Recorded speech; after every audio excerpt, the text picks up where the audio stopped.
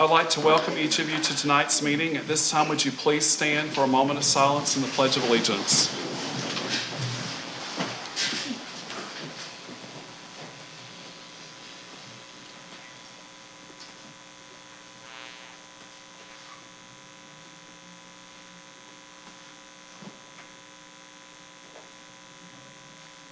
Okay, the Pledge of Allegiance.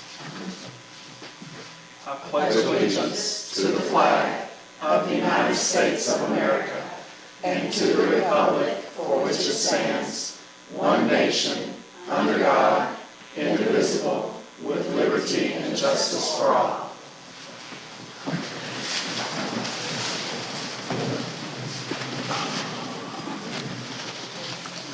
Again, welcome to tonight's meeting. The school board meeting is officially called to order. Welcome to the October 17, 2022 school board meeting of the Madison County School Board. The school board meeting is an advertised meeting held in the public, not a public meeting. We have an established advertised agenda that will be followed. Anyone wishing to address the school board may do so during the public input section of the meeting. You will have 3 minutes to address the board. The sign-in sheet to speak during public input is on the table to the left as you enter the boardroom. Please sign in if you wish to speak. Our school board minutes are being recorded this evening by Ms. Bishop, the confidential secretary, and the secretary to the superintendent. Board members present are Ms. Williamson, Mr. Carroll, Ms. Gibson, Ms. Bell, and myself, Bart Alford. Our school board attorney, Mr. Tommy Reeves, is also present. The meeting tonight is being recorded on YouTube for people here in the audience to know that you are being recorded. And again, at this time, I welcome each of you to tonight's meeting. Before we begin, there's some amendments to the agenda. We have 2.1, Madison County High School field trips will be amended to under individual consent to 5.9. That is 2.1 will now be 5.9. 2.2, facility usage will now become 5.10. That is 2.2 will now become 5.10 under individual consent. 2.3 will now become 5.11, and that is a memorandum of understanding with the Madison County Educational Association with the concerning the TSIA, the teacher salary increase. And 2.4 will now become 5.12, purchases in excess of $10,000. So let me review that again. 2.1 will become 5.9, Madison County High School field trips. 2.2 will become 5.10, facility usage. 2.3 will become 5.11, memorandum of understanding with the Madison County Educational Association concerning the TSIA. And 2.4 will become 5.12, purchases in excess of $10,000. Okay, those are the consent items, and they will appear under the individual consent, or not the consent, the amendments to the agenda, and they will appear under individual consideration. At this time, we have a presentation by the Madison County Central School middle grades. So at this time, all individuals who are presenting may come to the podium or to the front, wherever you're coming. It'll be great.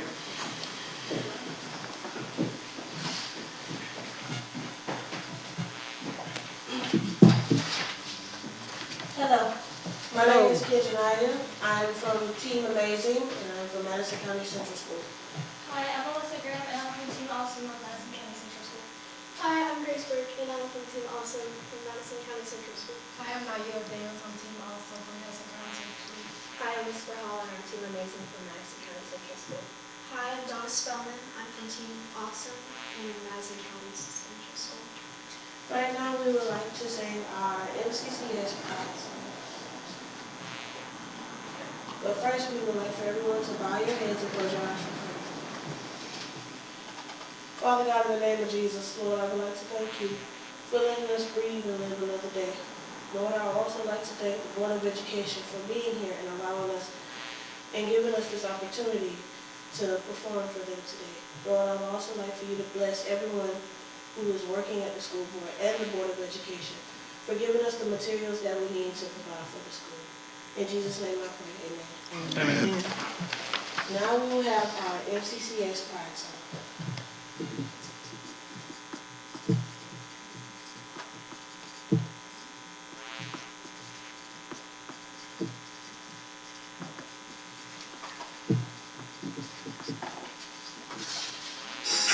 It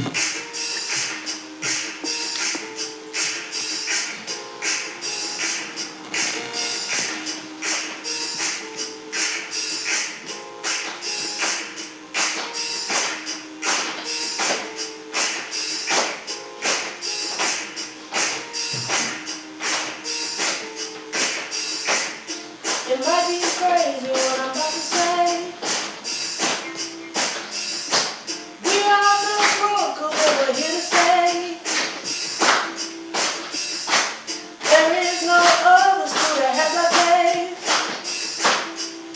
Just sit back, relax, and watch us fade away. Because I'm a rocker alone, if you feel you can slow down and breathe. Because I'm a rocker alone, if you feel like you can pass the beat of three. Because I'm a rocker alone, if you know what education means to you. Because I'm a rocker alone, if you feel like that's what you want to do. Hey, come on. Rockers, rockers, rockers, rockers, rockers, rockers, rockers, rockers, rockers, rockers, rockers, rockers, rockers, rockers, rockers. Let me tell you now, can nothing bring me down. The level's too high, Can nothing bring me the down. level's too high, Can nothing bring me the down. level's too high. Can nothing bring me down. Because I'm a rocker alone, if alone. you feel you can slow down and breathe. Because I'm a rocker Alone, if you feel like you can pass the beat of three. Because I'm a rocker Alone, if you alone. know what education means to you. Hey, alone, if you feel like that's what you want to do. Very good.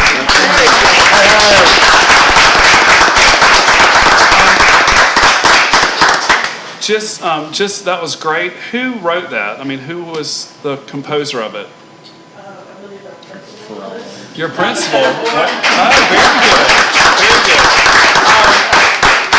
very good. Very good. That was really nice. But I know you introduced yourself earlier, but I don't know that if like family or friends saw you on the video, if they wanted to see, if maybe you'll take the microphone and say your name and face. Okay, there's one on the podium. If you would take it off and say it in the or in the camera direction where the camera can see you, so your parents can see you. Hi, my name is Kijanaya Sears. I am from Madison County Central School, and I am on Team Amazing.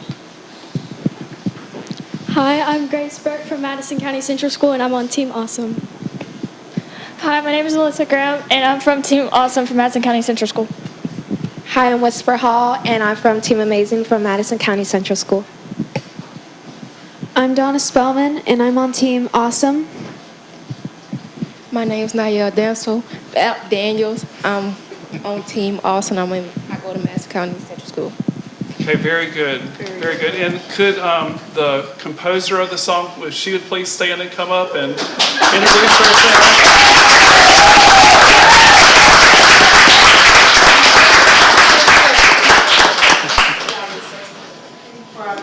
It's very nice, very nice. I can't sing, but I can write some stuff. Good, you did a great job. That was great. Very good. Y'all ladies did an amazing job. It's very good. Thank you so much for coming tonight. Thank you. Thank you.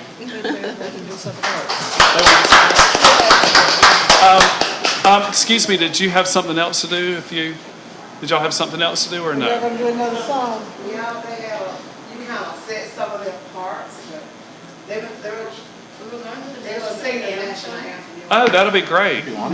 Absolutely. Y'all are good singers. Come sing it for us.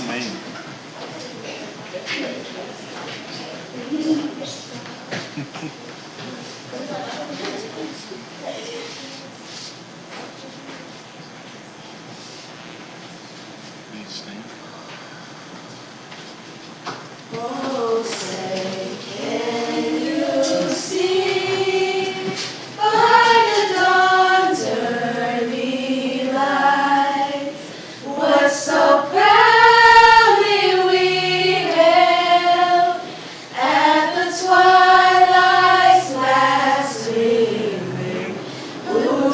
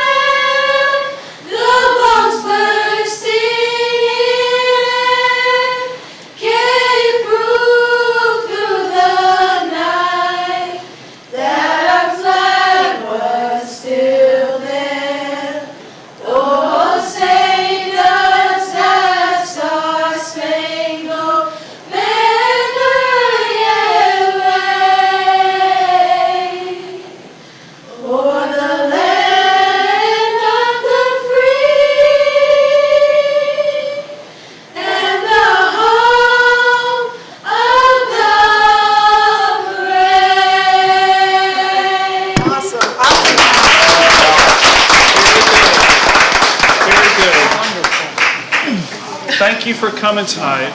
Thank you so much. Good job. Amazing job. Team amazing and team awesome.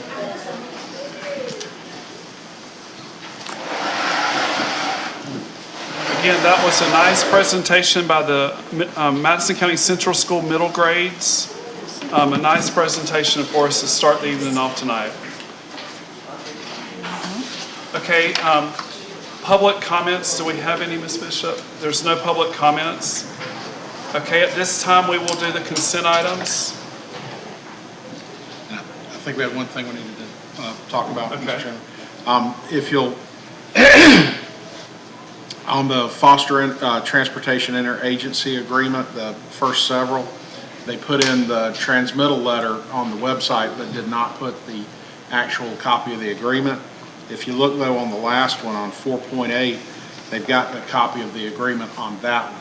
So I think if you all, if the board would like, I think you can approve the transportation agreement for 4.34 through 4.8, just based on the terms of the one in 4.8.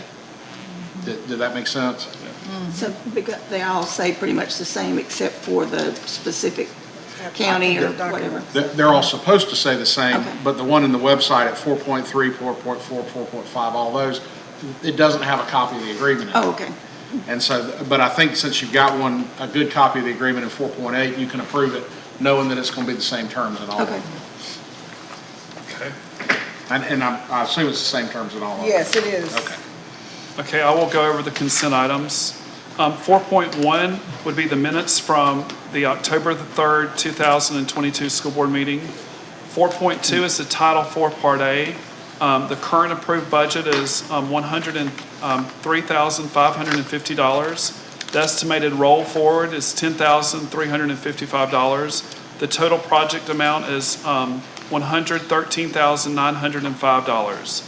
4.3 is the Foster Transportation Interagency Agreement with Jefferson County. 4.4 is the Foster Transportation Interagency Agreement with Taylor County. 4.5 is a Homeless Transportation Interagency Agreement with Jefferson County. 4.6 is a Homeless Transportation Interagency Agreement with Taylor County. 4.7 is a Private School Interagency Agreement with Jefferson County. And 4.8 is a Private School Interagency Agreement with Taylor County. Okay, 4.9 is the fundraisers. The first fundraiser is Madison County High School, or I'm sorry, Madison County Central School. Can you spare a dollar sheet? And this goes to benefit the girls basketball team. The dates for this will be October the 24th through November the 1st, 2022, and it's for basketball materials. Fundraiser number 2, the Madison County High School Band's Candy Sale from October the 18th through November the 4th. They're selling the world's finest chocolate sales, and this is for a fundraiser for their spring trip. Fundraiser number 3, Greenville Elementary School.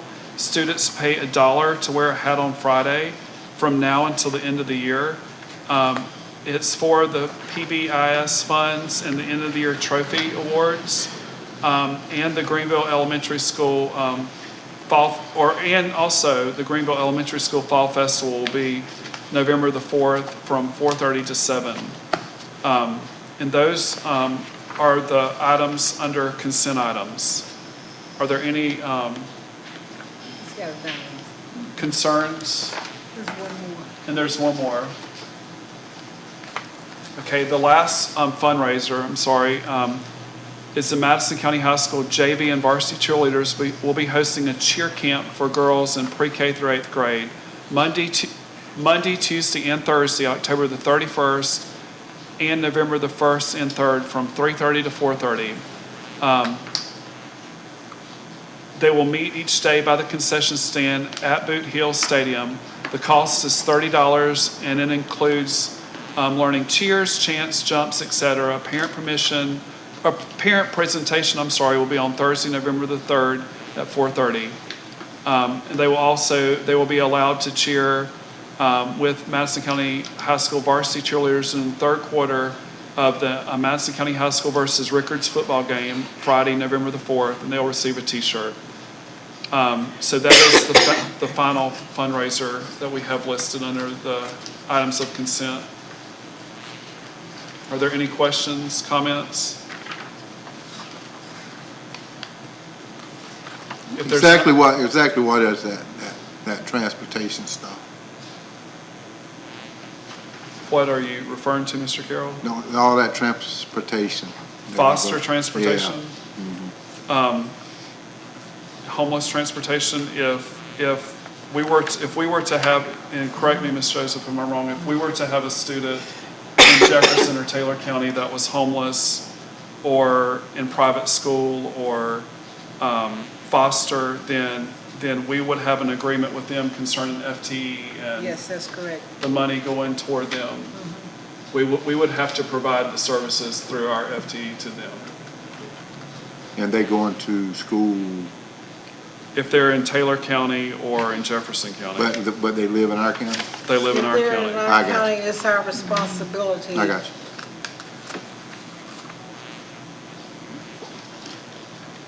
That answers my question.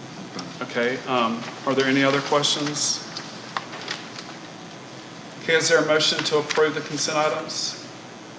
I move to approve the consent items. Do you want me to go into detail about the agreements on 4.8 or no? Just leave it like it is? I think if you could make it clear that 4.3 through 4.7 are all on the same terms as shown in 4.8. Okay, 4.3 to 4.7 are the same terms as item 4.8. Yes, ma'am. Okay, is there a second?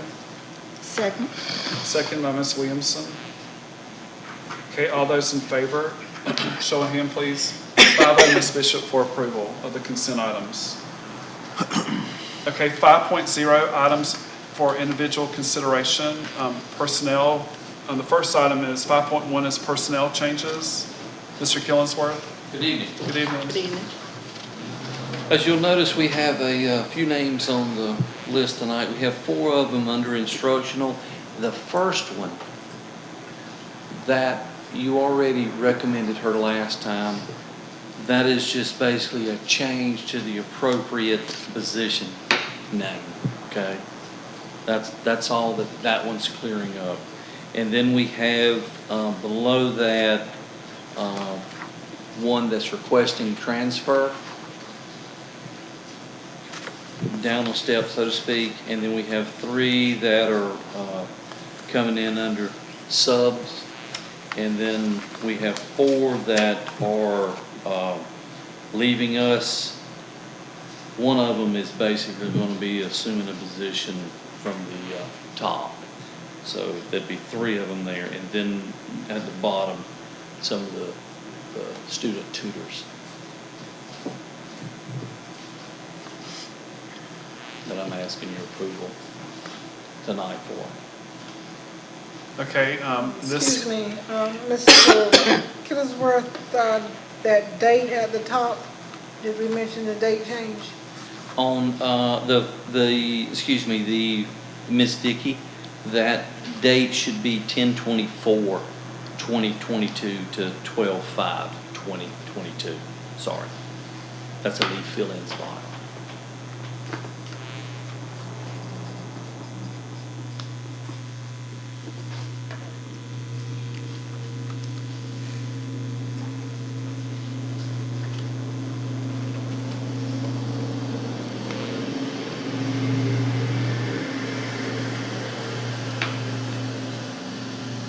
Okay, are there any other questions concerning the personnel and the tutors that are also mentioned? If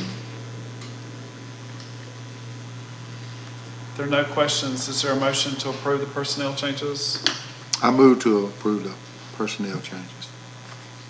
Okay, it's been properly moved by Mr. Carroll. Is there a second? Second. Second by Ms. Gibson. Is there any further discussion? Let me ask a question about tutors. Yes, Because sir. I was at Greenville this morning, Yes, sir. and I was talking to Ms. Bridges about, she wanted to know how she could get tutors over there. I guess they have to apply, right? You talking about to have the tutors or to have somebody go over there, which. Have somebody to go over there, like. Correct. They would have names, and then from that, based on their schedule, if they've got a time where they can work it in, then that's when they go. Now, some, depending on which one it is, sometimes they're adults that, they're not, could be a Bottom retired line, teacher. she needs to get out there, we need to Yes. get out there and recruit. That's what, well, she Yes. asked me, would it be all right if she put it on her, whatever that, She her needs to web speak page. with Mr. Kilsworth, and Mr. Kilsworth Yeah. will tell her the procedures. Yeah, I told her, And I go and see that. her She said she few talked times to a you. week. She said she talked to you. Yeah. Yeah. A few times a week I see her, trust me. She said she did talk to you. Yeah. But she didn't know. That, I mean, I she didn't can't know she guarantee could, the name will, someone Yeah, yeah. will be there, but She thought- the process is not an issue. She said she thought that it went, her, she got a lot of volunteers, that they Yeah. could do it, but I told her that she Yeah, needed to they'll talk have to you. to make sure they got approved. Yes, right, okay. And let me ask you this, what qualifies someone to be a tutor? There is a criteria, which off the top of my head right now, I don't have it in front of me, but Okay. for the students with GPA, other teacher recommendations. Well, I mean, to be a tutor. Most of these to- are high school kids that are being tutored? or a college, but no, they're tutoring like elementary kids. Oh, the students are The- tutoring other students? Yeah, the Yes. like. Oh, the- okay, But we also have some adults. Oh, okay, well, that's good. That's why I said the other part. Yeah, I didn't, okay, well, that's good news, I like to hear that. But I wasn't saying that she wasn't doing it. I mean, I got you. I wasn't saying, She just wants Miss Shirley act like I to was follow saying up on how to do it. something. Cause she said that she got a recruit. Well, I know she does. She knows she does. I'll see her probably tomorrow. Okay, are there any other questions? Ms. Pettiford, she's moving to be the assistant principal. Yes, ma'am, that's her request.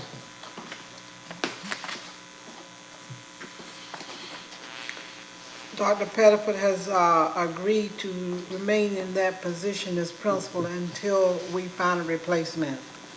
But that was her choice to move to assistant principal.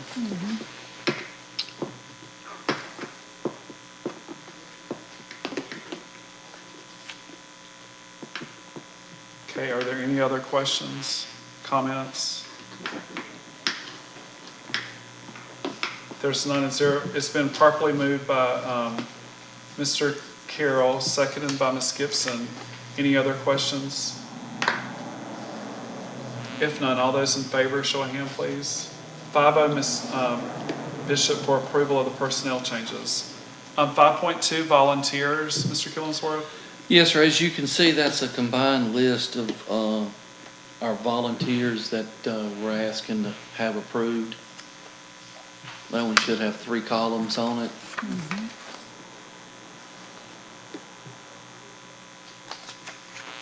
Okay, is there a motion to approve the volunteers? I'll make the motion to approve the volunteers.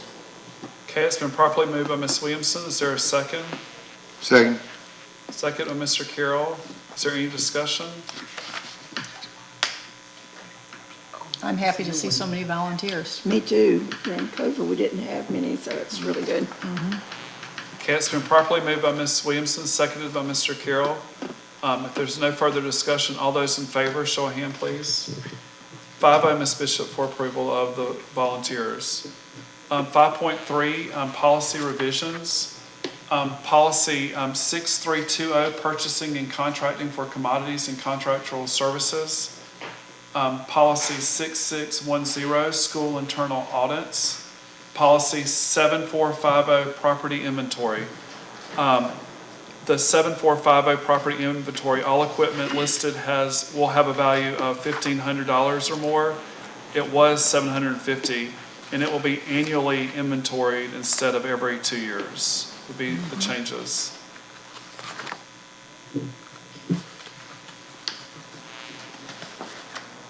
Are there any questions or comments? I think that's good to do it every year, because if something's missing, it's easier to track it down when you do it yearly than the 2 years. Okay, at this time, we will open it for public hearing. Is there anyone in the public who has any concerns or comments concerning these three policies?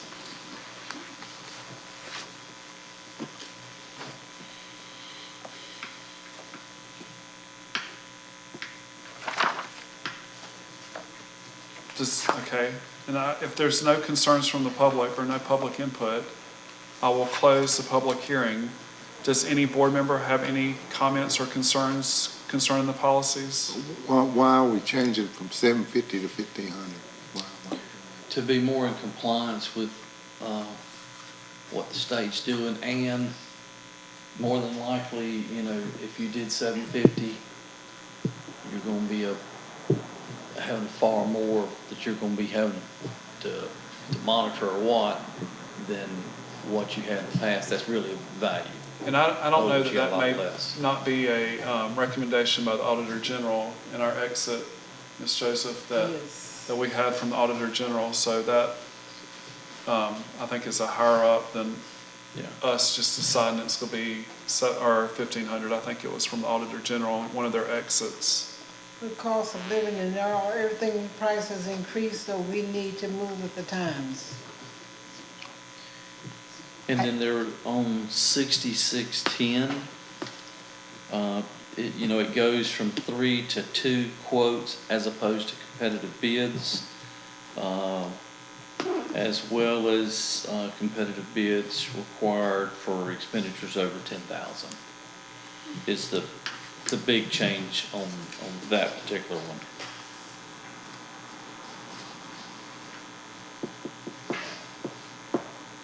And part of that, with it saying 3 as opposed to 2, as you can tell, a lot of the bidding, you do good sometimes to get 2 people to bid on certain things. I mean, common stuff you'll have more, but specialty things, it's... But you can take more than 2, right? Oh, yeah, you can take as many as they'll give you, but sometimes you have an issue because there's only one person that kind of does something. So That does the particular job. I had just in my mind, Mr. Alford, you mentioned auditor. Does a lot of these changes come from something other than locally? In other words, like he mentioned the Auditor General. a lot of them come from findings that they see and we're trying to rectify that and this, of course, the laws change every year, that. So you want to be abreast of what the current laws are, not what may have been 10 to 12 years So actually ago. laws come into this too. So it's not just us saying we want to do something. In other words, there's a reason for what we're doing here. Yes, ma'am, there's a method to the madness. Yeah. For the internal accounts, it said that for $1,000, they had to go out for competitive bids, and that's unrealistic for somebody who's trying to order something from the school level, and it might cost $1,200. So it's changing from a competitive bid to quotes, so that you can establish that this is a fair value for the dollar. And rather than, for $1,000 going out for at least 2 quotes should give you an idea of where the dollars should end up. Right. As far as the purchasing, the move from 750 to 1,500, the threshold for the federal level is 5,000. So we're moving very slowly up to be catching up with the federal level. Thank you. Which is what these are. Most of these changes are trying to catch up to where we should be.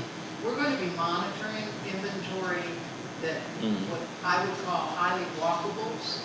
That's inventory that falls underneath the $1,500 to down to about $300. We're going to still be monitoring that and inventorying that on an annual basis. This just moves our capital assets, our real high value assets up to the threshold of $1,500. Because probably our biggest asset that's spread out across the district will be the Chromebooks, and I'm sure they're inventoried at the end of each semester or school year. Even though they're only costing $300 a piece, we still have to. That's probably the biggest thing that we have across the board that so many people have their hands on every day. And in the final policy, the 6320 was increasing the limit that the superintendent is authorized from initially it was does not exceed 5,000 to 25,000 for purchase of commodities and contractual services, which Ms. Joseph brings before us items, so, but that's just in the policy. It was not consistent in that policy. Either in one place it said 5,000, and one it said 25,000. So it's And- bringing it into consistency. Yeah, and back it was lower. I mean, there's been times where it's been lower, so I don't know if maybe it just didn't, I guess it was changed from that because that was a lot lower than even the 5,000. Okay, is there a motion to approve the policy revisions? Policy 6320, policy 6610, and policy 7450. I move to approve the policy changes. Okay, it's been properly moved by Mr. Carroll. Is there a second? Second. Second by Ms. Williamson. Any further discussion? There's no further discussion. All those in favor, show a hand, please. 5-0, Ms. Bishop, for approval. Thank you. 5-0 for policy revisions. Okay.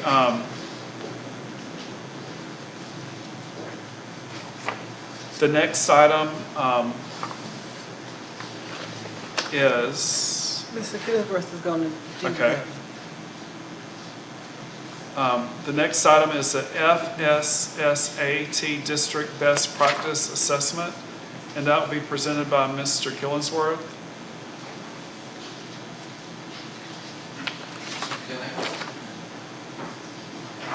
And this is our assessment on safety, and this is a confidential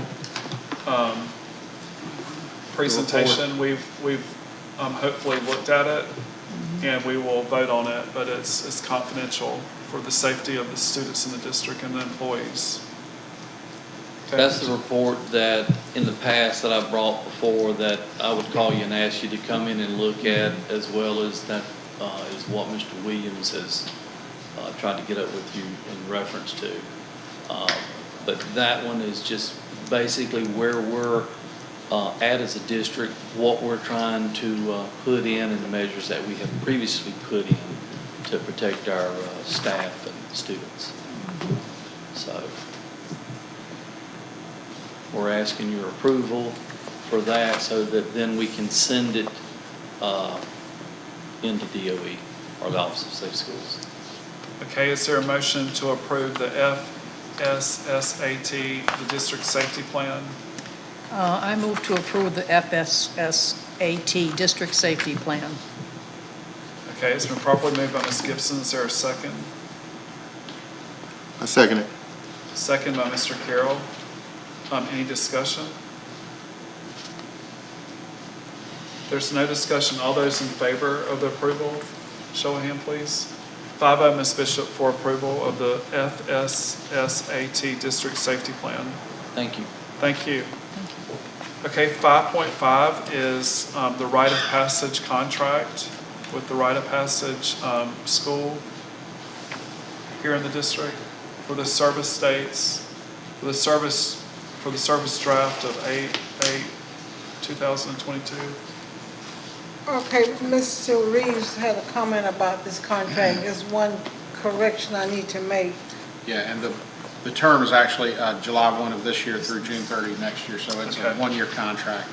If you look at page 4 of the contract, it's got the what we would pay them, and on page 4 and then B and under B, paragraph 4, one of our responsibilities is to pass through the agency's required percentage of ESE funding from the FEFP program to provide ESE services to DJJ students. And that's right, but what's left, but all the students here aren't ESE, and it doesn't say anywhere else that they're going to pass through the FEFP for the other students. So I think that number 4 needs to be changed to say that we're going to pass through the required percentage for ESE and non-ESE funding. And non-ESE, okay. The question I have, Ms. Joseph, in looking at it, in the next number 5, it said The board will provide an ESC staff and specialist sharing joint responsibilities of development, appropriate plans, plan implementation, monitoring, placement of ESC students. Yes. For services that are provided like your speech and OT and PT, if they were to have that, will they be paying for this, or? If they would need the services of a speech and language pathologist in a specialized area, they would have to pay for it Okay. out of their portion of the funding they receive. Okay. And I'm not going to, of course, not be here next year, but for the board members who are sitting, I would encourage you to consider that next year that they even have the responsibility of paying their own staff and specialists, and because that's a lot of extra that's on the district and on finance of having to try to determine if we're paying or how much we're paying, and move toward that they pay for everything. We give them the money and they pay for it back. In 2000, I know in 2002, Greenville Hills did pay for all that because I had a contract with them, and I was paid by the Dis Village, not the school district. So at one time we did do it like that. I don't know at what point we started paying everything, but I think for the good of the district, that would be for the good of the district that the money passes through to them, and then they're responsible for providing their own services, and us not having to worry about being stuck paying for it, and the money's passing through to them. That's all I'm saying about that. But is there a motion to approve the rite of passage contract with that change in paragraph 4? I move to approve the rite of passage contract with the changes in paragraph 4. Okay, it's been properly moved by Ms. Gibson. Is there a second? Second. Second by Ms. Williamson. Any discussion? Mr. Alfred, I listened to what you had to say, and I'd like the superintendent to, since I will be on the board after you're off the board, I'd like to address that in the future. And Ms. Joseph may be already looking into that. Yeah. I mean, going that way, but I think it's something that, as a district, would be a good thing a good thing to look into. That we only pay for what we are required to pay for. I think it would be a lot less for us to have to keep up with how much do they owe us, how many hours did we provide this, how many, whatever. If they received their IDEA money and then got their own people, we wouldn't have to keep up with all that. We're moving that direction, slowly but surely. It's hard to do everything in one swoop, but it is something for food for thought in building the budget for next year, because once ESSER money runs out, it's going to be a new day. A new day. A new day, and hard decisions are going to have to be made, and that's one way of trying to get everything on the right page. But Ms. Joseph is working on it. So it's been properly moved by Ms. Gibson, seconded by Ms. Williamson for the approval. Is there any further discussion? If there's none, all those in favor, show of hand, please, for approval. 5-0, Ms. Bishop, for approval of the rite of passage contract. Okay, 5.6, the monthly financials, Ms. Rainick. Nice segue into my presentation, right? Going over the funding cliff. Good evening. Good evening. Well, as you see, Mr. Vincent presented quite a big amount of material to you at the AFR and in the budget process. And those of you who've had questions, I've tried to answer those separately and individually. But this is the way we look as a district financially as of October the 9th, 2022. I try and cut this as close as I can to keep it as tight as we should have it, so you'll know what's going on. Keep in mind that July, August, September, October are always slow months for us to get revenue, because the taxes don't usually start rolling in until November. So you're going to see lots of expenses and not as much revenue in these months. So with that in mind, we'll look at the first fund, which is Fund 1000, Fund 100, which is the general fund. If you look at the bottom of where total revenues and transfers in, you're going to see that we're planning a budget of about $20,956,000, and we've already had revenues collected of $3.8 million. About 19% of our revenues have come in now. So you'll see that waver up and down. You'll also note back to the top under teacher salary increase, which is one of the things we're negotiating right now. There's about close to $600,000 that's coming in. About a third of that goes to the charter schools. And then that money, about almost $400,000 is not new money. It's money to help us pay for the salaries that were increased over the last 2 years. So it's money to help us maintain that. And then the new money that's coming in is going to be about $180,000, again divided between us and the charter schools. And we're negotiating that right now. We do have an MOU that we're going to talk with you about tonight, but also just know that that's in the process. And if you look at the expenditures for the general fund, you will see that we have already spent $5.1 million.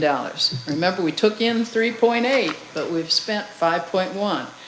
This is a function of that $15 an hour coming into play. So as the revenues catch up, we will get closer to matching our revenues and expenses. But we're still going to have a deficit because that's what we're trying to reserve some of our fund balance for. And I don't know if you got the copy that has all my work on the side, but I was trying on the edge of that to try and figure out some things. Is where I have to make some budget reviews. I forgot to cut that off your copy. But if you'll look at the year-to-date excess, because we've had 3.8 in and we have 5.1 out, that's dipping into what was our unaudited fund balance of 3.7. And it dipped into it to the tune of about $1.2 million. So if you were to look at it right now today, that fund balance unaudited of 3.7 would really be 2.4. So it will jump up and down during the year. But right now, in these few months, when we don't have tax money coming in, it's going to look a little bit harsher than it is. We do have, the audit report has us with a total fund balance, all of it, restricted, unrestricted, assigned, unassigned, of 17.58%. That is a measurement of how much we have based on how much our revenue, how much our budget is. 7.38% of that is what is really unassigned at this point in time. We are assigning some to try and help address the $15 decline. We are assigning some for terminal pay that we have coming up. The $15 an hour is looking bleaker and bleaker every time I do the numbers. But we will deal with that, but keep in mind that all of this will come to an end when the federal dollars do decline. We do anticipate, and I'll get to that in a minute, some negative food service balance. We are getting a lot of additional staffing requests because it appears that a lot of our students are needing ESE services. So we're having to add more bus aides and we're having to add more staff for ESE. Things we did not anticipate in our regular budget. And our pre-K, it appears like it's starting to go up in enrollments too, so that's also causing some staffing pressure to get into class size for pre-K.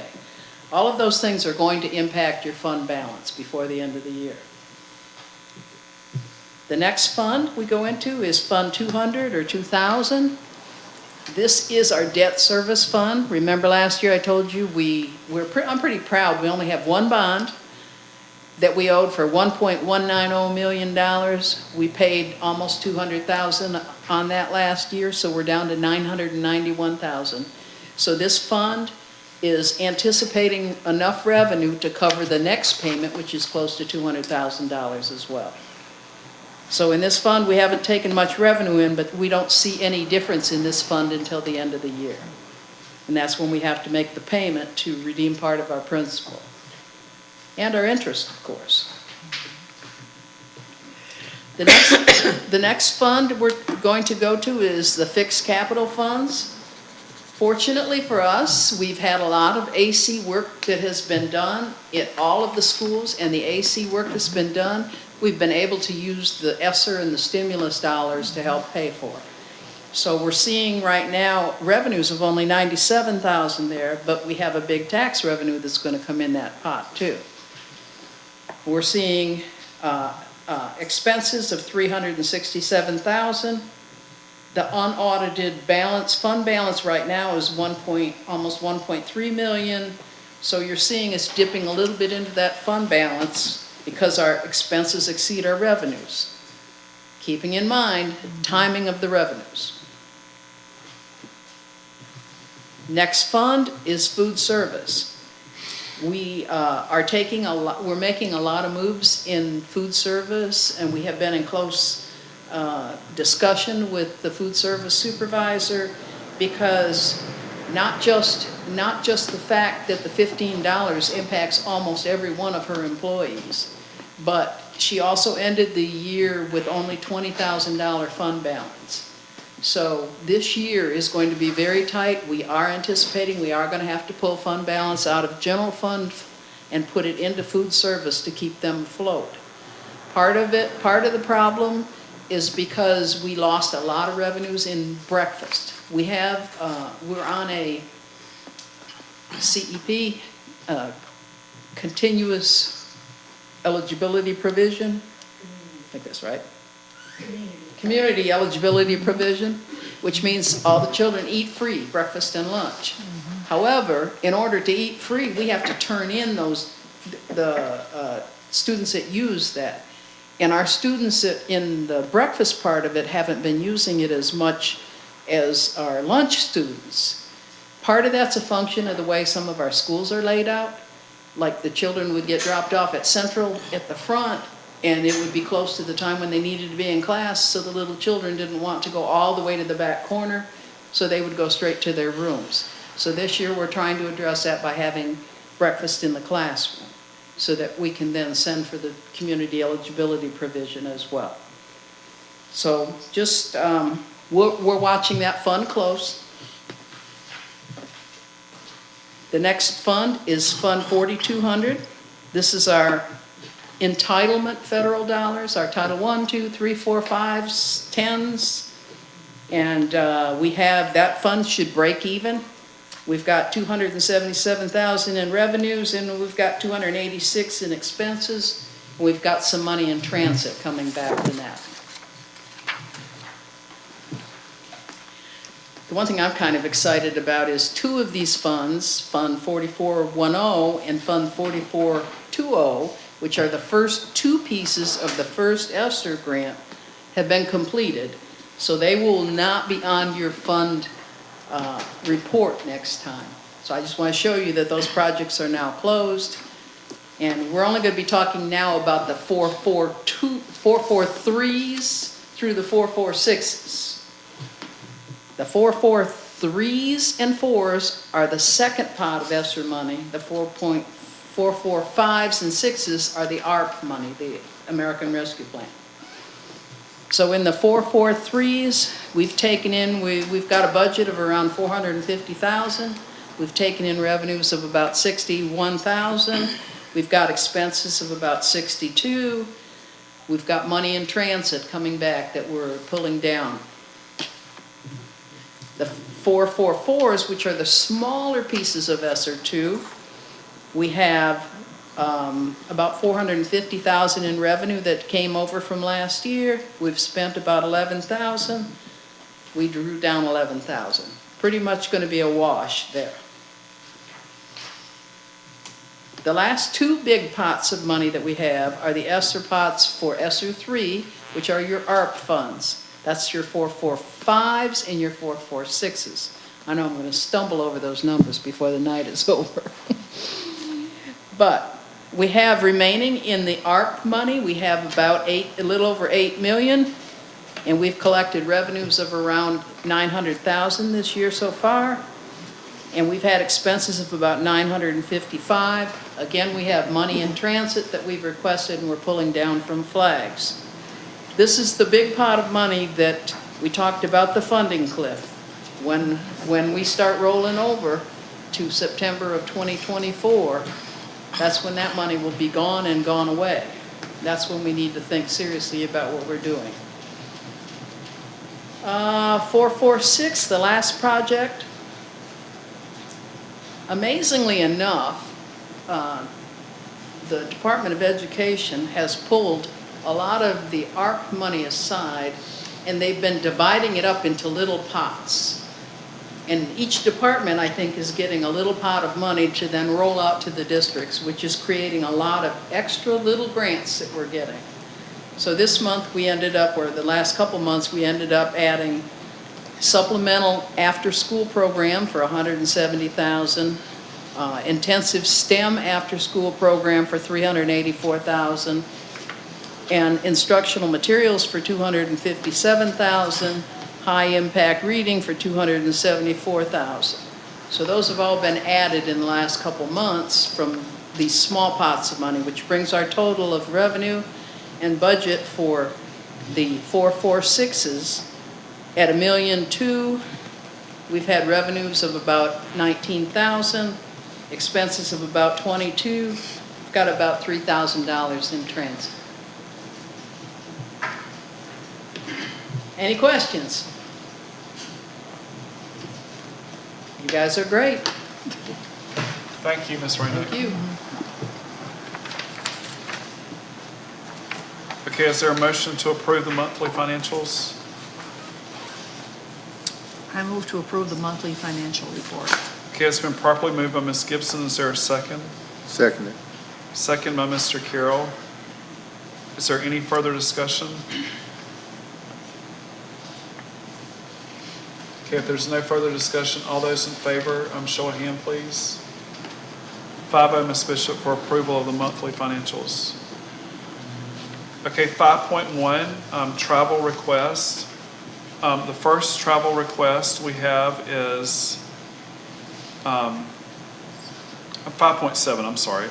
The first travel request we have is the only travel request. Superintendent Joseph will be attending Orlando 10/19 through 10/20. She will be representing Greenville Elementary School at DOE in Orlando in front of the State Board of Education with a presentation for Greenville Elementary School due to them being under BSI. It's a required presentation. It's around $900 for her to attend. Is there a motion to approve her going to address the State Board of Education? I'll make the motion to approve Ms. Joseph's trip to the State Board of Education review. Okay, it's been properly moved by Ms. Williamson. Is there a second? Second. Second by Ms. Gibson. Any discussion? And at this trip, Ms. Joseph will be saying what, or reporting to DOE what is being done at Greenville and the interventions and strategies they're using to bring up the school grade. So it's been properly moved by Ms. Williamson, seconded by Ms. Gibson. All those in favor, show of hand, please. 5-0, Ms. Bishop, for approval of Ms. Joseph's travel to Orlando October the 19th through the 20th to address Department of Education, the State Board of Education. Okay, 5.7 or 5.8, excuse me. The Florida Department of Health in Madison County's impact program. Impact for Life, it's for grades 6 through 12. It's 8 days of lessons that the students receive. Is there a motion to approve the program? Do you want, Ms. Hill want to talk about it? Yes, I'm sorry. Oh, that's okay, that's okay. We just tried to bring to you all the curriculum that will be taught in the schools. And so we wanted to bring this to you. The Department of Health has been working with the district to provide some educational activities to help students with decision making. This curriculum that they've called Impact, we've been providing impact lessons. It was a little bit different curriculum, but it was still under the same umbrella for quite a few years. And so we did post this to Board Docs so that you would have a chance to review it, see if you had any questions. But as you can see, it's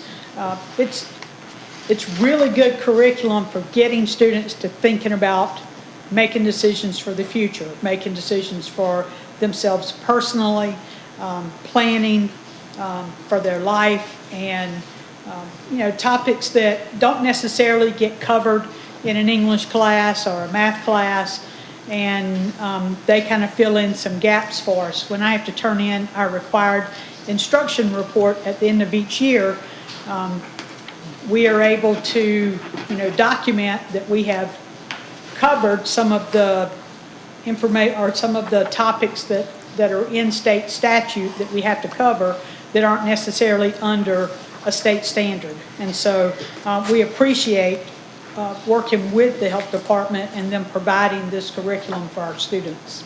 Any questions? No, I've gone through this and I like it. I think it's going to be very beneficial to the students.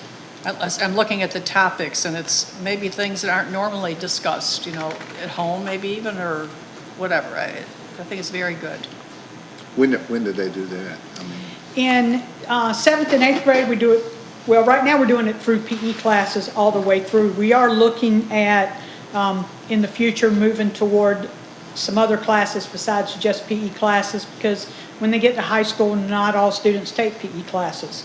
And when you look at the topics, these are things that we want all students to be able to participate with. So, but right now it's mainly just focused on, they do the 8 lessons in a PE class situation. They're here tonight if you want to ask them any questions.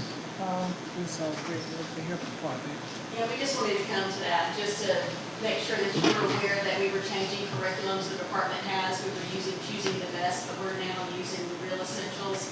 And the beauty of using this is that we can tailor the lessons, to the students' needs. And so we put a lot of thought and effort into reviewing the entire curriculum. I have Chastity McCarthy, who is our program manager here tonight, and our expert in the curriculum. But we put a lot of thought into this to what we felt would match the students' needs. And we not only provide it here in Madison County, we do it in Jefferson County, Taylor County, and we have done it in Leon County as well. No, I think you've done a good job. I'm impressed with the topics, and they're very timely and important. So, thank you. Yeah, thank you so much. And one of the biggest things I think we're seeing, and this is covered in here, is just poor problem solving and the issues with social media, the internet, are all issues today that weren't issues back 10 years ago. Even this year, it seems like it's a lot worse with people taking these pictures and then sending it out to everyone, and just things that back even a year ago we weren't addressing here on the board, but we are having that happen today that is just a lot different than it was back even a year ago. And I think a lot of this is just, the curriculum is geared toward relationship development, it's communication, it's decision making, and it's trying to deal with those everyday life situations that the students deal with. And it's really an enrichment curriculum that can be used at home as well as in the school. And we also have a parent curriculum that component to this curriculum, so there is parent involvement as well. Good. No. Thank you for your work in this. How do the parents gain access to this? How do the parents gain access to this?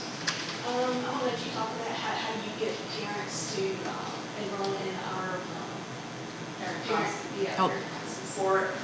Yes. So definitely we go to all different kind of community-wide events and we promote our parent classes. We do online classes for our parents as well as in person. We offer both so that we can reach everybody, the working class people that might not be able to attend our classes. So we do that through Teams. As far as our curriculum, we have taken it to all of our community-wide events, and we let the parents view it. We have been doing this. We went to all of our in-house events for all the schools in Madison County, as well as all the other counties that we work in. And we provided them access, parents and guardians and mentors access to this curriculum so they can also do it. That's good, because I think it helps when the parents reinforce what's going on at school in all areas, but especially, this is very important. Thank you. And definitely during our parent classes, we listen every single year when we meet with parents throughout the community to see what their needs are, and we gear our curriculum that we're teaching the kids toward our parents, like communication skills. Students need those to work with their teachers, their, and others within the community to change our norms. Thank you. Thank you for your work on this. Okay, is there a motion to approve 5.8, the Florida Department of Health in Madison County, the IMPACT program? I move to approve the Florida Department of Health in Madison County, the IMPACT program. Okay, it's been properly moved by Ms. Gibson. Is there a second? Second. Second by Ms. Bell. Any discussion? If there's none, all those in favor, show a hand. 5-0, Ms. Bishop, for the approval of the IMPACT program for Madison County for grades 6 through 12. Okay, 5.9 is the Madison County High School field trip.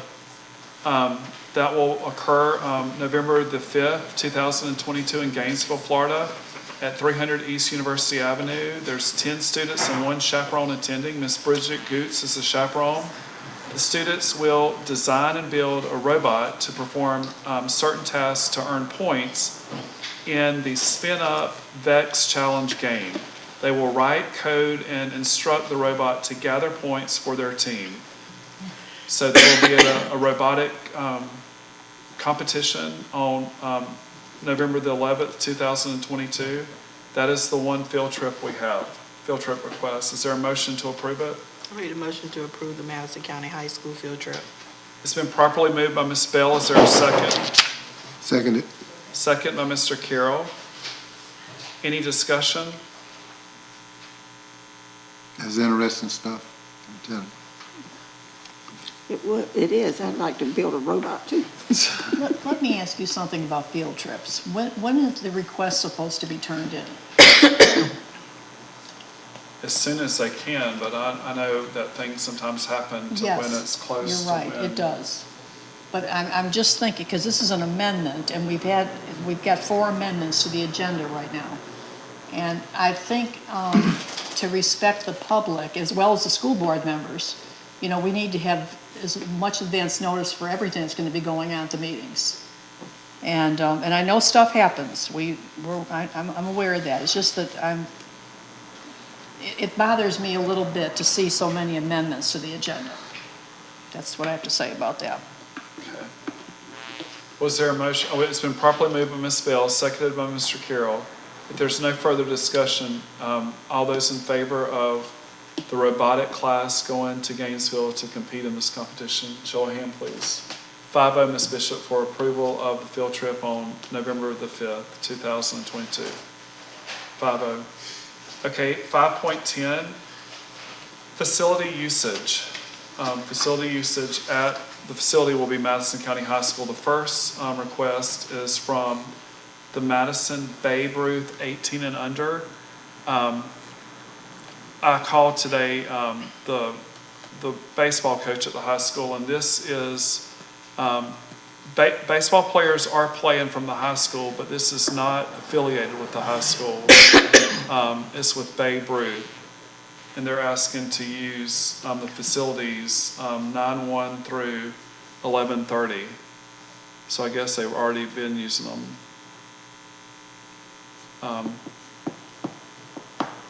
Those are our kids though. Right. Yeah. Though there are our students.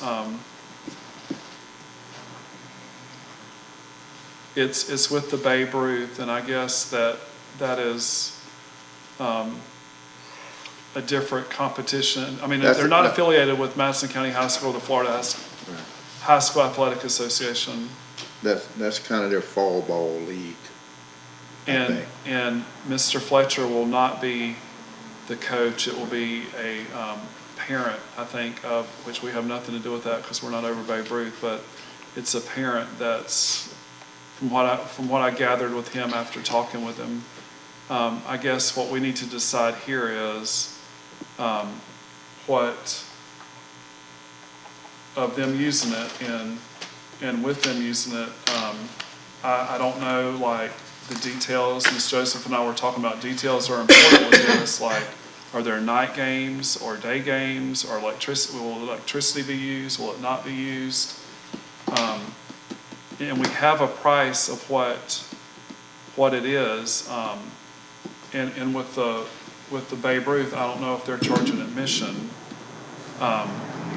It's $75 per hour without lights, and with lights it's $150. I don't know. In the concession stands, it's a flat rate. I don't know. I think there's too many I don't knows here for us to make a decision. In other words, I guess what we need to decide is for if the Babe Ruth team is it would be solely your high school players participating on something from another organization coming in. I do think that they should be charged something just based upon our electricity if we have electrical costs. I don't know that it is that much an hour of what we should charge. I don't. The same way with the Madison County Youth League. I realize that I personally feel, and this is me just saying it, and I'm one person, but if we're doing things for the youth of the county and they're our students, that's different than if someone's having a wedding out there or someone's having a funeral or birthday party or whatever they want to rent it to have. I think that's a little bit different. I do still think that these are not affiliated with the school, so we still should charge for electricity, but I don't know. A break even, not. I don't know that we're. We need to break even, but not this much.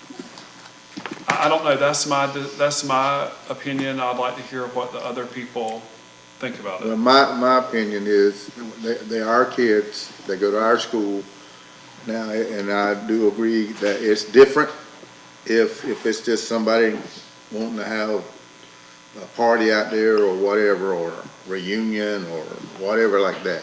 I just think it's different when it's our kids. And now I do think that, if they charge to get in, you got to charge a little something. But, I was out there Saturday for the youth football thing. There may have been 200 people. They had to pay officials and the sheriff's department, so that was like $1,000. So, anyway, I just, and there's about 120 of those kids, and they all ours. They don't go out of the county and get kids to play and stuff, just like Jason and them don't with this baseball league, because they've been playing out there, I know, since September, because when they have middle school or JV football, they generally have a game over there too. Does any, again, I have no issue with them playing at the high school, but do you know why they are not playing at the rec park? I really don't. Because it's our kids, I think. I really don't. I don't know why. They have senior league fields. I don't know if it's maybe something with the field length or the fence length that maybe had to I really don't. Be a certain. So I guess the question is, we have a nice cost sheet, and again, we do need a cost sheet because people want to rent this, and I don't want to say this and seem insensitive, but we're not in the business of renting things out. We're in the business of school and again, but I do think we're at a line when we're talking about our students that are participating. It's not affiliated with the high school, but these are all students of Madison County School District. So I guess what I'm saying is we need to see what what we want to charge concerning electricity, because I do think that if the PA system's being used, or scoreboards are being used, or the concession stand, there should be some type of fee for electricity, because that's not fair to the high school or Ms. Rainick to have to make money up here when we already have a short budget. Well, you talk about concession stands. Now, we've got the band concession stand and then the other one, but I mean, how? No, this would be during like this Babe Ruth. We're on the Babe Ruth right now. And this would be that when Babe Ruth goes out there and uses the baseball field, they could open up a concession stand. But you know who gets that? That concession stand is to the high school baseball team. That's who gets that. It's not Babe Ruth that gets that. Oh, well, I didn't know that. I don't know about that either. Yes, ma'am. Okay, this Babe Ruth permission thing that you're dealing with right now, I think it's in the same context as the group that we let use the facilities last Saturday. And my suggestion to you, it's a suggestion, is that we grandfather these two permissions in and let them use it for free, because one of the other things that I have on the agenda, we're looking at a new fee schedule. Okay. And so, That sounds because good to of me. past practice, let's grandfather these two in and let everything else fall upon the new procedures that we're coming up with. That's Because fine. one of the things we've got to do, we've got to remain consistent. Yes. Okay, these kids are our kids, but the citizens of the county also pay their taxes, and they'll come with that same comment. So you got to make sure you treat all people fair. And No, so my suggestions for this David Gabbard leave and Babe Ruth, grandfather them in, let them use it for this time, this year, and next year put things in place. Is that your recommendation? That's my recommendation. I think that's a good idea. And again, let me go over the next one. The first one under 5.10 was the Madison County Babe Ruth, and that would be for 18 and under playing on the baseball field at Madison County High School. And the second item was the Madison County Youth Football League, which is ages 5 through 12. They had a game last Saturday, October the 15th, at the high school. They normally play on Lanier Field, but due to needing a press or scoreboard, they had to go to the high school. Their next game will be this next Saturday, October the 22nd, and they're there from 9 to 4 last Saturday and this Saturday, and that'll be on Madison County High School football field. Is there a motion to approve the facility usage of these two entities? The Babe Ruth, 9/1 through 11/30, and the Madison County Youth Football League, October the 15th and October the 22nd. I'll make the motion to allow the Babe Ruth and the Madison County Youth League to use the football field. Okay. It's been properly moved by Ms. Williamson. Second, is there a second? I'll second it. Second by Mr. Carroll. Any further discussion? Okay, if there's no further discussion, all those in favor, show of hand, please. 5-0, Ms. Bishop, for approval. Okay. Moving right along, 5.11 is the Memorandum of Understanding with the Madison County Educational Association, the TSIA. Ms. Rainick, would you want to address that one on Mr. Kilsworth? Sounds like I'm up.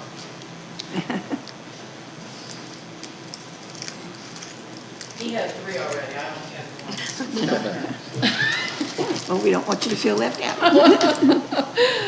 Okay, as I talked about earlier, there's about $600,000 that comes to us for teacher salary increase this year, with about $400,000 of that being maintenance, trying to keep the salaries up to where we have raised them for the past 2 years. This MOU is talking just about the growth piece, the $180,000 that's supposed to help continue to raise those salaries until we get to a level of $47,500. We are nowhere near $47,500, but it would get them from about $39,767 up to about what we're proposing, up to about $40,840 for a new teacher salary. That's what we're proposing. We have, of the money, of the $180,000, we have to give the charter school their share, and what's left is about $70,000 in each layer. One layer is the layer of teachers that are new teachers and lower paid teachers, and then the next layer is the layer of teachers that are above that pay level, but they're still going to get an increase of some type. So the law this year says, and I say this year because every year it changes.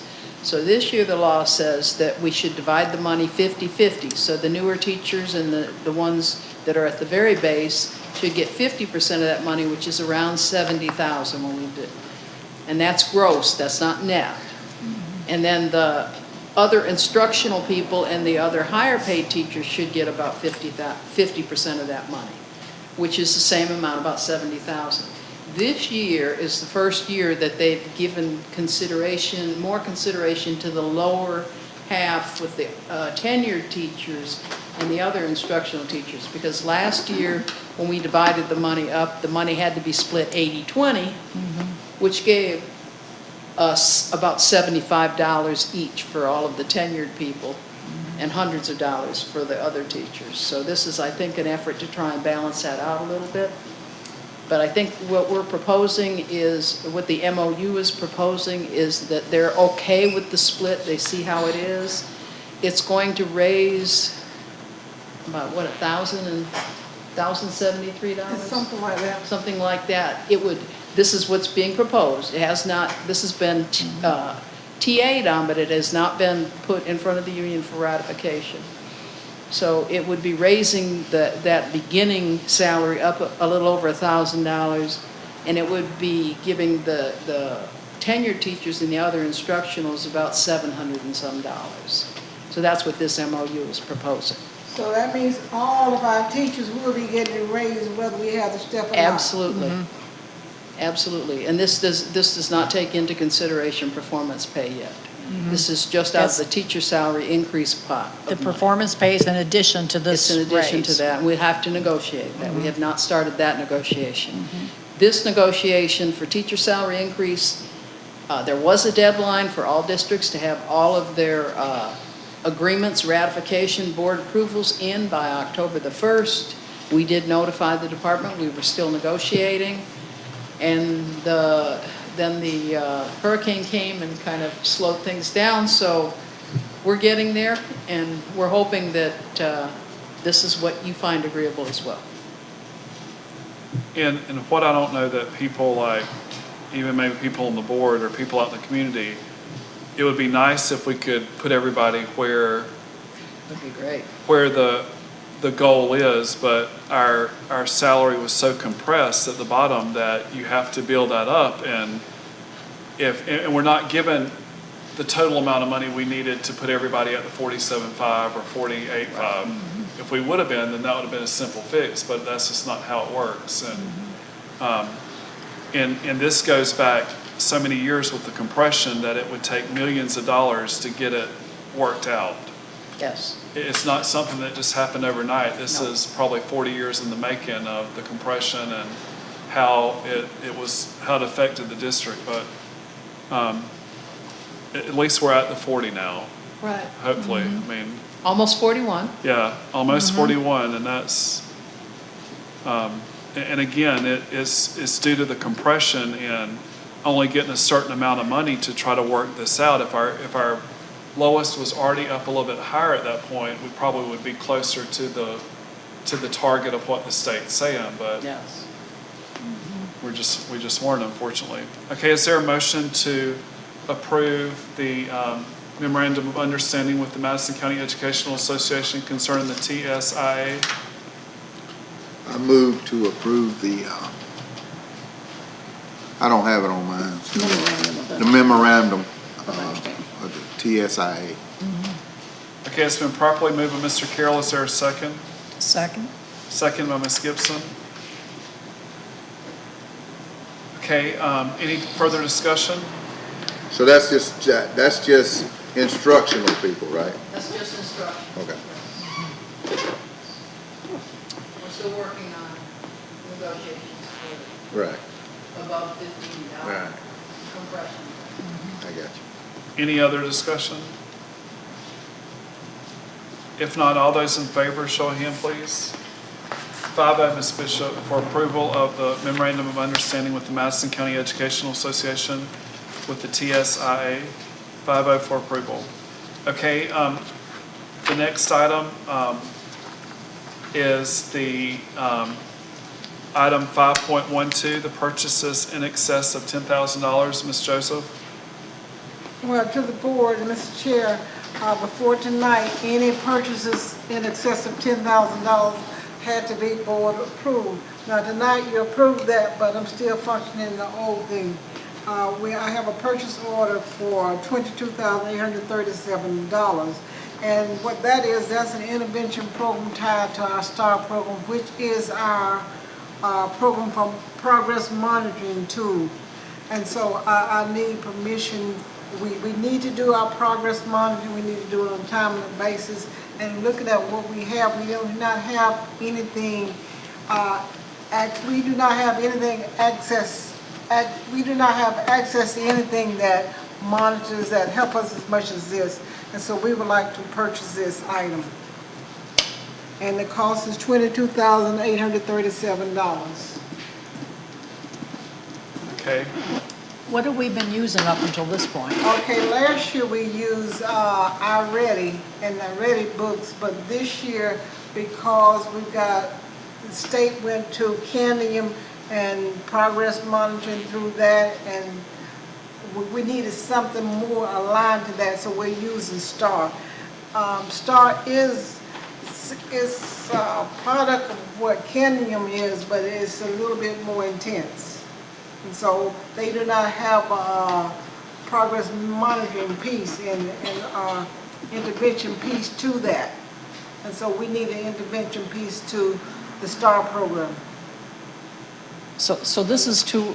It's replacing, to answer your question, it's replacing our Ready. Okay. And the Ready books. And because now the state's giving us these assessments to give the students. Yes. And this is going to progress monitor those assessments. Yes, it's going to provide interventions when we progress monitor and find out where the kids are, where they need support. And so we can go here to find interventions to support areas of deficit with our progress monitoring. Okay, now do we have some other progress monitoring systems? I thought we just approved one not too long ago. STAR. STAR. Just the STAR. STAR is what we approved. Okay, the STAR, okay. This would be interventions for students, like wherever they're deficient in, they could pull up standards aligned to that and teach it, and then monitor how they're doing on it. Yeah, we're doing the progress monitoring with STAR. Right. Okay, and it tells us where we need to intervene, what areas of weaknesses we have, or what our strength. Right. And then we would be able to go to Neopod and address those areas. It comes to about $13.43 per student. Okay, so, okay. For 1,700 students at that price. Mm-hmm. I mean, it's something that we need to do if we're going to try to stay on top of, Yes. if we're to try to get them on grade level, try to get the students on grade level, we need to have these lessons and interventions. Mm-hmm. Okay, is there a motion to approve the contract with Nearpod, or the order with Nearpod? Well, it's the contract, the order.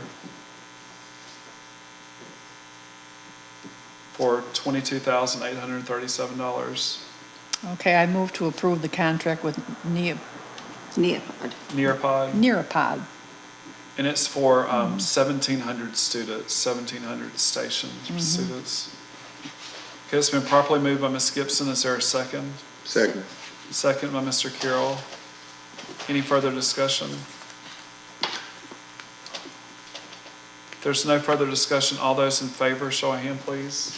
5-0, Ms. Bishop, for approval of the Nearpod intervention. Okay, I think that concludes our individual consent items. Okay, at this time, superintendent items, Ms. Joseph? Okay, Mr. Chair, one of the things I put on, and it's going to be a bit of discussion. First of all, I need to thank Dr. Pettiford and the Madison County Central School Middle School portion for the fine presentation. And we will be doing the schools will be doing a presentation once per month for the next several meetings.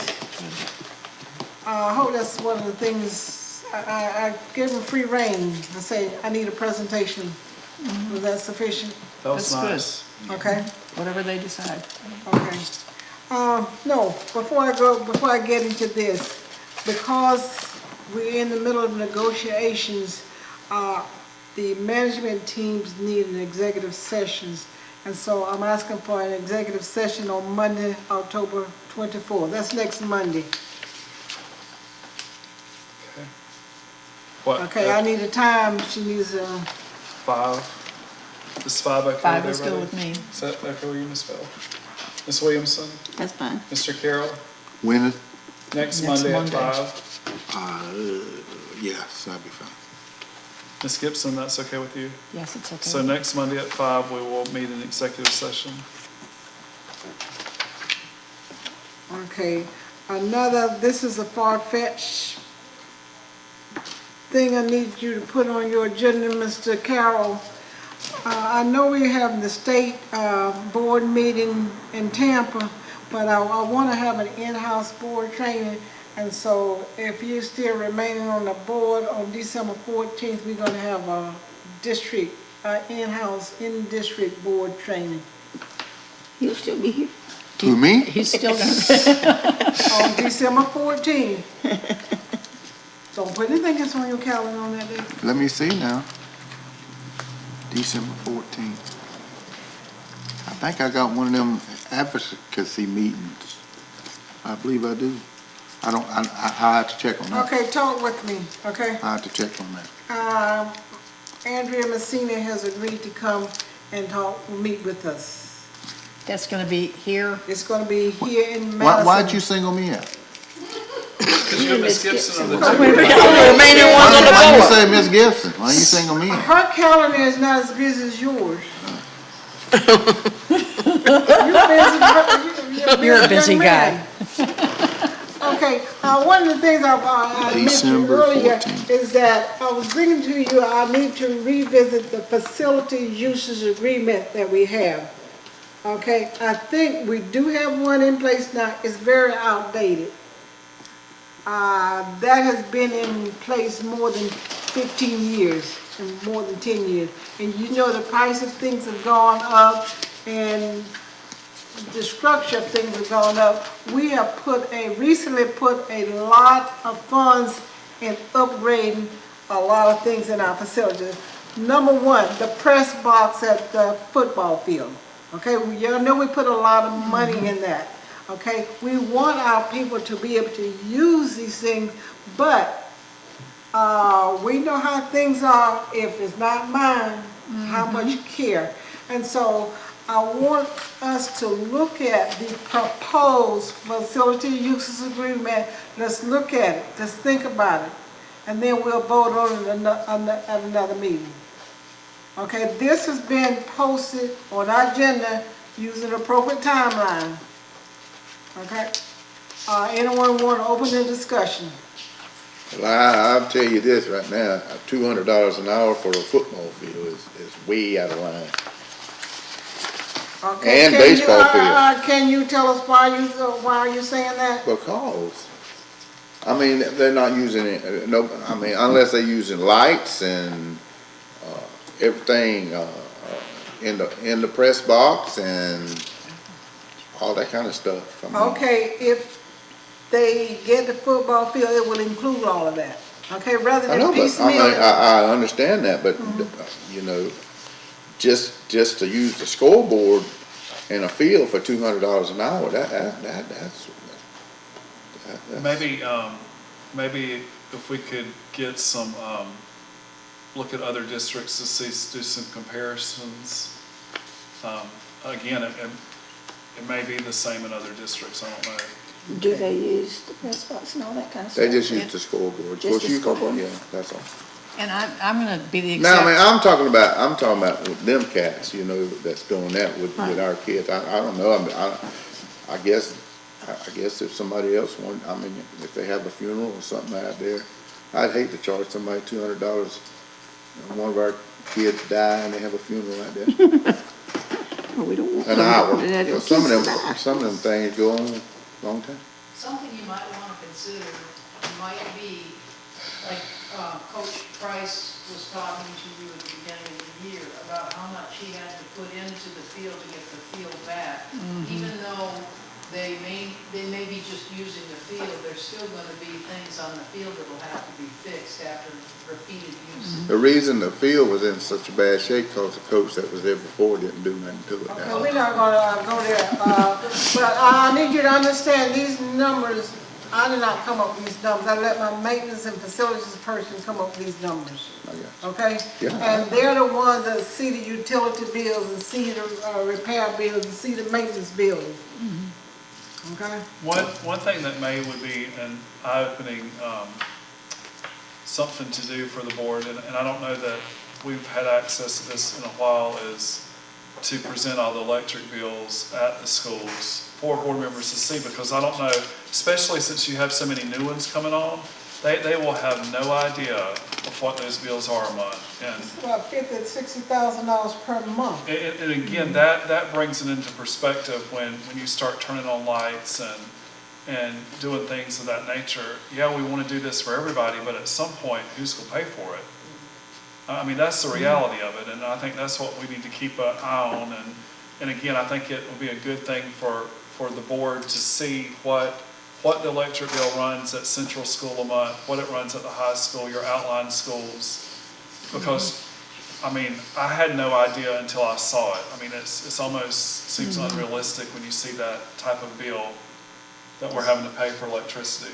I'll see if our AP can pull it together and just send it to. Do they have it separated like the in building out, you know, like the football field and the baseball field and the softball field? Huh? By meters. By meters, I mean, is it separated there? Some of those places at the high school are on a separate meter. The greenhouse is on a separate meter. The field house, I don't know whether both the field houses are together or not, but some of them, they're partially, but not 100%. I'm talking about like out there the baseball field, is that on a separate meter? The field house itself has a meter, if I'm not mistaken. For all that? But, yeah, I mean, you can generally figure out what it costs to run it for all. Yeah, I know we did a study up there at when we was, where I was at. Yeah, of course, you know, electricity costs more in some places than others, but it was like. You could even tell by looking at it monthly, like if you're not having games, what the bill is that month compared to a month where you have multiple softball and baseball games during that month, or a lot of home games during the month of football season. You can make a judge somewhat by that. We'll get with maintenance and see if they can identify the different meters and what they are connected to. It's in the monthly bills. A lot of them separate, but I don't know, I can't tell you exactly how they're separate. But we can get you a copy of the monthly bills.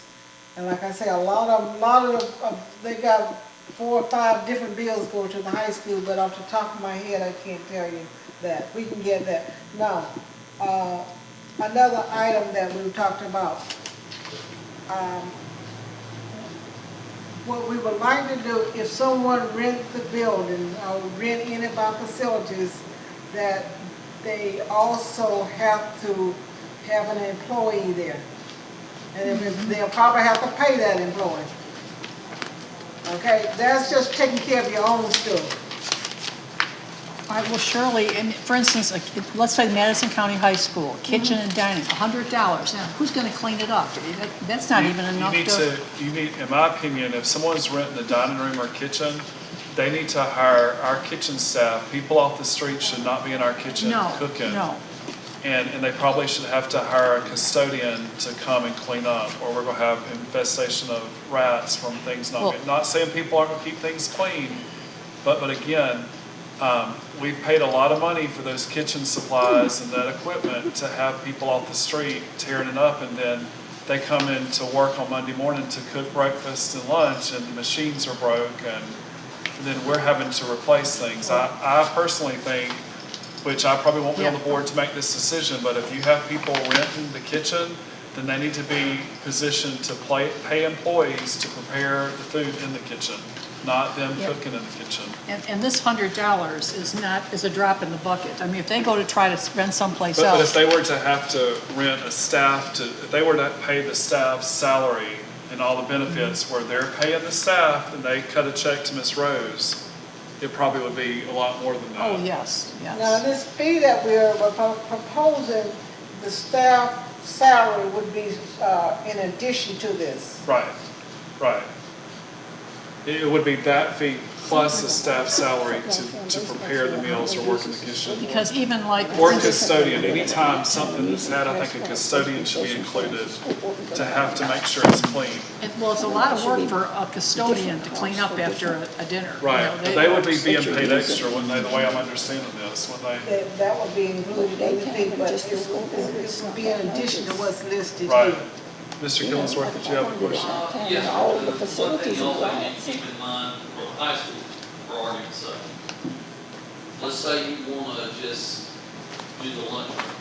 Okay, well, that's great. But you understand how the air conditioning works at that school? It's the whole school. Basically one air conditioner. And it runs the whole school. So when you do the lunchroom, you're going to do the rest of the school. It's not like our houses that we have, and we can, or window units where you can just do a particular area. It doesn't work that way. So, you may say, well, does that cost a whole lot to do that room? Well, you may be correct.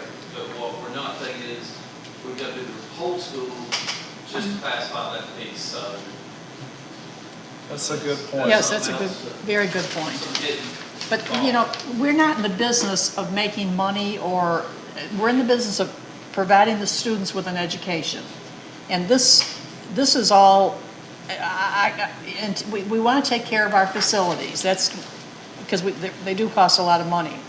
So I'm hesitant with all this, but we're going to be discussing it, though you said like. Yes. And again, we do need to take care of our facilities, and we need to make sure that we have facilities for when we need to have things, we have good facilities, because in my opinion, everything we have in relation to student success or student engagement should be held on our school sites, unless it is too big of an engagement where we don't have facility to handle it, and then at that point it should be in a non-sectarian place here in the community. All sporting event, not sporting events, all banquets, socials should be held on the school site unless it truly cannot hold the crowd. And I don't know that we have big enough schools that we would come to where we should be able to handle all events. They should be on the school sites. We should be proud of the school sites. That's part of their school. All events, in my opinion, should be held on the school site. All banquets, parties, functions should be at the school, not all over town. And if by chance it has to be in a large venue, then in my opinion, it should be in a non-sectarian place, because back years ago, we had issues with the ACLU concerning in religious venues, and again, we don't want to go down that avenue again. Ms. Bishop, I don't know if she was the secretary then, or Ms. Dickey, but Ms. Dickey had to jump through a lot of hoops and hurdles concerning going back years, presenting programs showing that what we were doing, et cetera, and I just think that we have nice facilities, we need to use them, and be at the school sites. The high school is a newly renovated $15 million facility. Central's in good shape. All the schools are nice schools, and we should, that's a way of building community pride, school pride, is to have things at the school, in my opinion. I agree. I'm going to go back to something that Mrs. Joseph said. When it's not your property, then it's a little bit like, we take pride in our schools, but if you're not a part of the school, you may not think that way. In other words, in one certain, well, like I said, we're gonna discuss this, so. Okay, I'm gonna need some comments in, but, do you wanna maintain what we have, or do we want to address this? But I promise you, the fee structure we have It's cheap. is too cheap. I think this is too cheap. I mean, I think you need to look at that just based upon how electricity's going up. Yeah. I mean, where we're at right now in our economy, it's not where we were a year ago. And our electricity, fuel prices have gone up. Who knows what our electricity is going to be this winter? And we need to be consistent. If they are not a school-affiliated organization, they need to pay. Right. Unless they provide some kind of service to us, okay? Yes, they're all of our students, but the people in the community are all our taxpayers, okay? So what's good for the goose is good for the gander. If Okay, you, I pay guarantee if you was to poll the people in the community, they'd say, don't charge them kids nothing. I guarantee you The people that. in the community say don't charge them anything, they want it free too. Well, I do think it's something that the board needs to look at. I think we need to maybe look at other districts of what they're doing. But again, at some point, it costs to have venues open. It costs to have it open. So as a board, we need to decide, are we going to eat the bill, or are we going to ask people to pay if they use it? I mean, that's, as hard as that is, I mean, no one really wants to ask people to pay, but again, we want to keep the school open, and our first priority is educating students, not having venues. I mean, and again, I'm for the kids participating and having, but again, at some point, when you start having parties and other events, you have to look at, now, how is this going to impact the school district? Okay, right now, all facility usage is supposed to come to the board. Do we want that to remain like that? And Ms. Gibson just mentioned me putting things on the agenda late, okay? It is wide known. It's published on the website. Any items for the agenda needs to be there a week ahead of time. Well, things happen though. Sometimes I'm things just happen. echoing what she said. We've been through a lot of training, and they say that we're honoring the public. They're looking at the agenda. So I know stuff happens, but we don't want to make a habit of it. Let's put it that way. So do I still need to bring items to the board for facility usage? I would say at this point, probably you should do it until we decide. And even after we decide, I think that should be a function of the superintendent. I don't ever remember. We did it because of COVID. COVID. Okay, so do we need to reverse that motion, or just change the habit? It would be better that were on the agenda for a regular meeting. Okay, Or I'll put it on the agenda for next meeting then. Okay. But I do think that we need to relook at the fee schedule and see, because again, prices have gone up, and I mean, no one wants to pay anymore, but again, if electricity is going up, I mean, someone's going to have to pay it. Well, I'd like to echo what Ms. Rainick said about the ESSER funds. I mean, they're going to disappear. So we have to not start, excuse me, not start then, but start right now, keeping an eye on things, a closer eye. Okay, I have presented item I'm going to look at some more. I'm going to bring you my supporting documents. You need to call or email and let me know if you have any suggestions about this, and I'll bring it back. The other thing that just came to me is back years ago, we had an energy conservation program here in the district concerning electricity. Ms. Floyd was in charge of it, and we did have substantial savings. And again, at that point was when, and maybe during that time, we received the financial monthly of what the price or what the bills were at each school site. And the centers were more aware of what their electric bill was. And I think that each school site should be aware of like how much the electric bill is, so they can be more cognizant of cutting off computers, cutting off lights when they leave, cutting off over extended periods. She would have people cut off their mini refrigerators in their rooms to save money. I mean, I don't know And that. it added up to a lot. It was did add really up to a lot over surprising how much time. it added up to. And she went into the schools and left those little notes from the She would go in at energy fairies. night and check like who had lights on, who had computers on, and I just don't know that. I think all employees would be very open-minded to saving electricity, but I don't know that they realize how high the bill is. And that every little bit counts. I mean, Yeah. you leave your light on, you think, oh, well, my light in my room is not gonna make that much difference. But if everybody thinks that, then that's a lot of lights. So maybe that could be something that could be thought up with the principals to like educate their staff of what the electric bill is and ways that they could maybe try to save electricity, because we did have a successful program during that time. And it was basically nothing but individuals being cognizant of where they were and turning lights off, turning off with Christmas break coming and Thanksgiving break, refrigerators were cut off, the mini refriges in the room, all computers were cut off before people left, things of that nature, and it did add up over time. Just like Ms. Gibson said, if you're not paying for it, you have no. you're not paying attention. I guarantee you that the employees at any of these schools have no idea the light bill is that high. Because the first time I saw it, I was like, my gracious, I mean, it's very high. Several $1,000s a month. The bigger the school, the higher the bill. Is there anything else, Mr. That's it. I'll get those bills to you all as soon as possible. Okay. And again, I think that if the schools could have an awareness of like, just as their information, I mean, I think it provides ownership in where you're at and making you more cognizant of what things cost and just what the district's having to pay.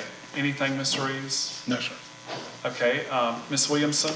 I just want to thank Ms. Pettiford and the girls that came from Central and did the little presentation. That was really neat to see the kids do that and be willing to spend their money even to come and present that to us, and that's all I have. Okay. Mr. Carroll? I got a couple things. First, I want to say we can help ourselves a lot as a district if we would communicate with parents when they expect us to communicate with them. I had one reach out to me this week. Somebody promised to call her. Nobody's never called her. If you say you're gonna call her. That's. I mean, it's that simple.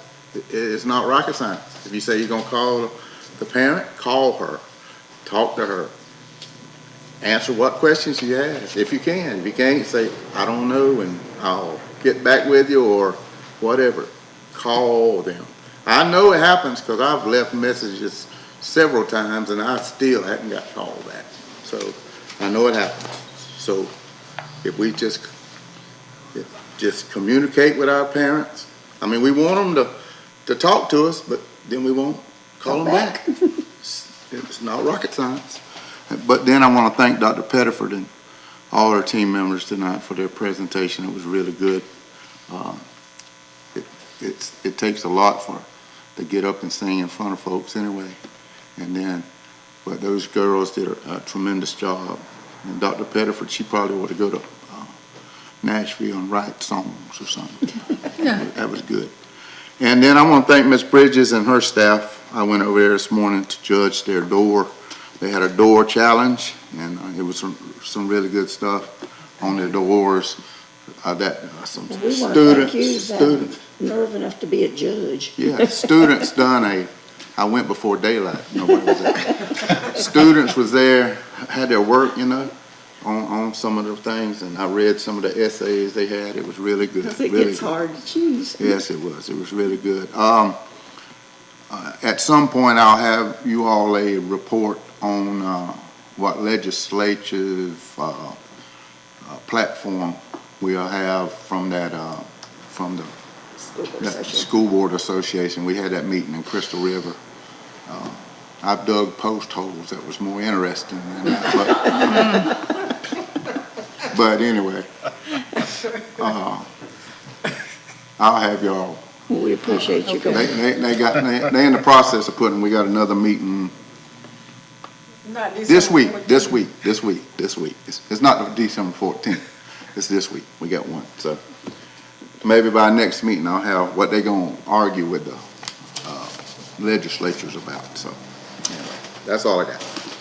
Okay, thank you. Ms. Gibson? Okay, I'd like to thank Dr. Pettiford and the students, and I think I'll use their terms. They were awesome and amazing for a great job there. I'd like to thank Mr. Rod Williams for meeting with me today in regard with the FSSAT. I also was a judge in the decorating contest. I was there after I spoke to Mr. Williams this morning. It is a tough decision, but they have a lot of neat doors there. Mrs. Hill shared some information with me regarding cursive writing. She said I'd be interested, which I am.